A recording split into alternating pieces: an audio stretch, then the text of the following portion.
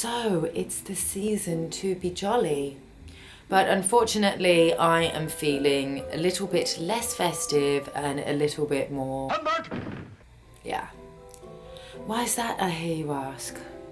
Well, when you start to awaken and ask questions about the world around you, Christmas advertising and actually the world in general starts to look a little bit like this.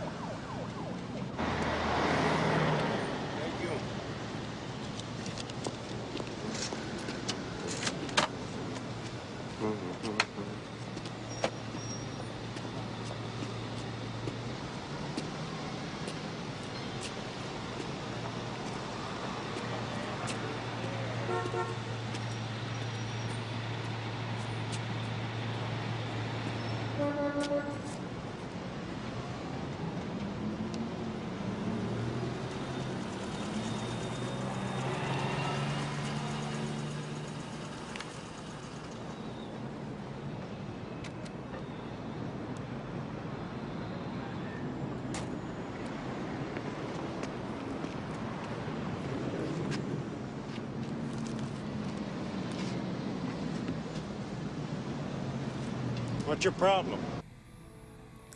So, if you're feeling a little bit fuck society right now, here's my guide to a guilt-free Christmas. Is this what I think it is? Yes, it is. So you want to surprise that special lady in your life. How about a brand new designer handbag?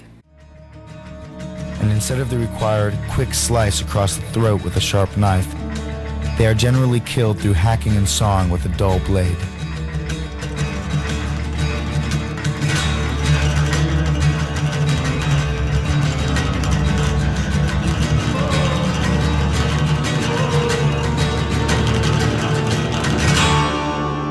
Oh my goodness. Oh my God. That is beautiful. That is beautiful. That is beautiful. Maybe not.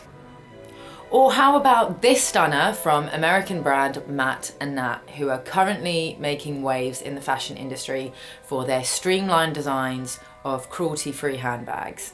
What's that? A designer handbag that doesn't involve skinning animals? Now that is beautiful. Okay, so how about a brand new iPhone? And who can blame you when every new upgrade of this product elicits this kind of response? Please say it's the iPhones. It is definitely not an iPhone. You've got an iPhone on the way. Zoe's also got an iPhone. I got the 6 Plus S. Yeah, so did I. Are you excited for your iPhone? Yeah, I've never had a big one. The big one. We both ordered the big plus I also one. went for rose Pink. I went for the space grey one, which is the same ones that I've already got. But I'm just excited for the new camera, really. That's all I want it for. I feel super, super happy and lucky that I can get one, let alone get it on the release day. On or off, I'm like, my iPhone's here. And then, oh my gosh, look how big it is.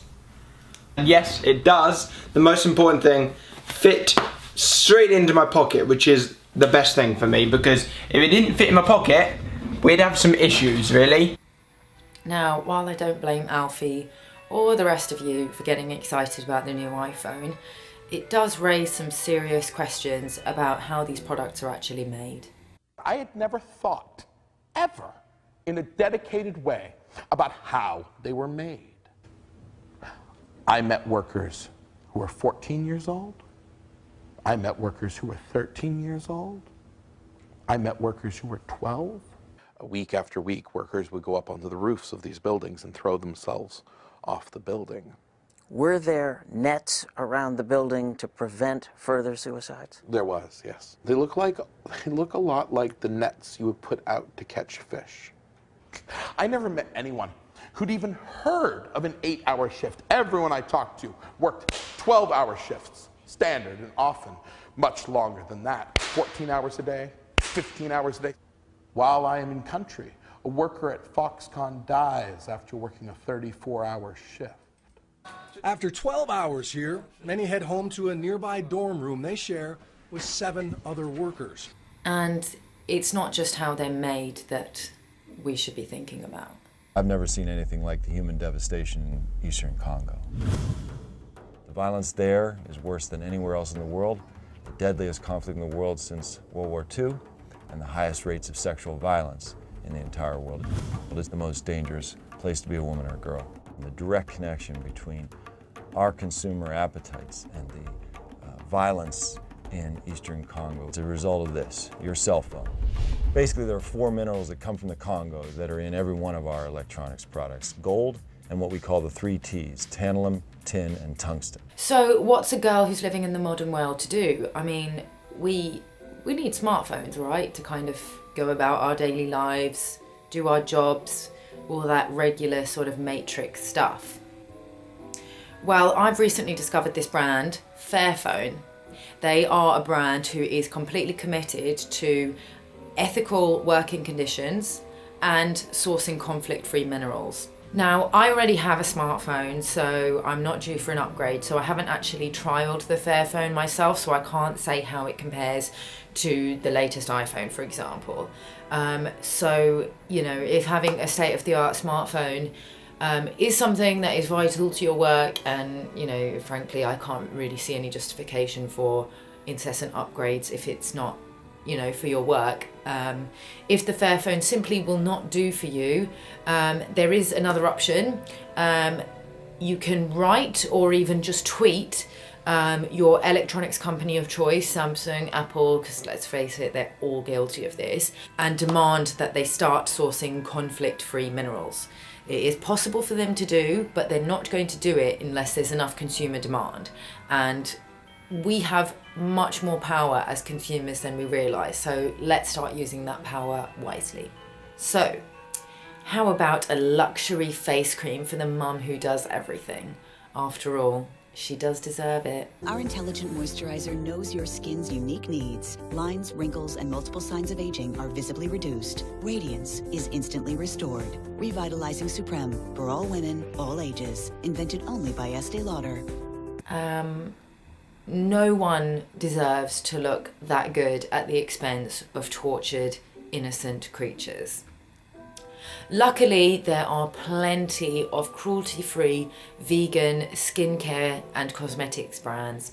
My current favourite is the Timeless Rose Moisturiser from Eau de Lique. Or you can check out naturismo.com and you can select vegan and cruelty-free options and search from a whole range of brands that do not compromise ethics for the sake of vanity. So if you're still stuck for ethical Christmas ideas, you can't go wrong with your local antiques market. There are so many beautiful pre-loved trinkets and knickknacks out there, and you won't be contributing to mass overconsumption. And personally, I would much prefer a beautiful embroidered shawl or an antique Zippo or an Art Deco pendant any day over something mass-produced. And of course, what is Christmas without a veritable feast fit for a king? Have you put any thought into your entree?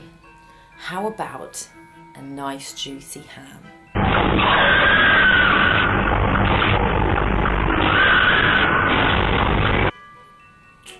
Too much?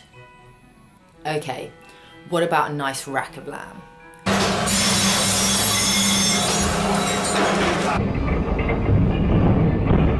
Turkey's okay though, right? I mean, they're just birds. They don't really feel pain, do they? And sick and injured turkeys left to suffer without proper veterinary care. Sorry to break it to you guys, but they do. And even your free-range, organic, grass-fed, cruelty-free meat is not. Humane slaughter, not a thing. Doesn't exist. So here's a crazy idea. How about you consider leaving animals off your plate this Christmas? I know, but stick with me here. Every year I make this mushroom Wellington for Christmas and it gets wiped out, even by all the meat eaters in my family. And yes, I do have meat eaters in my family, so just so you know, I'm not here to make you feel like an arsehole. I don't hate you or judge you for your choices. I understand the Matrix is a fucking trap and it's not as ethical as we've been led to believe. It really isn't. So I just think that we all need to put a little bit of thought into where our food and our consumer goods come from, because our actions and our choices are not without consequence. Every pound you spend, you are voting for the kind of world that you want to live in.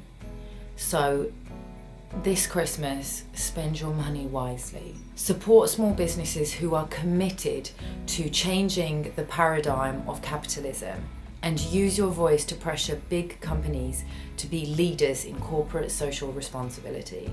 Because Christmas is not just about what's under the tree. It's also about peace and goodwill to all men and women and children. And let's please not forget the biggest victims in all of this, the animals, this Christmas. Thanks so much for watching, guys. I love you all and happy holidays. Bye-bye.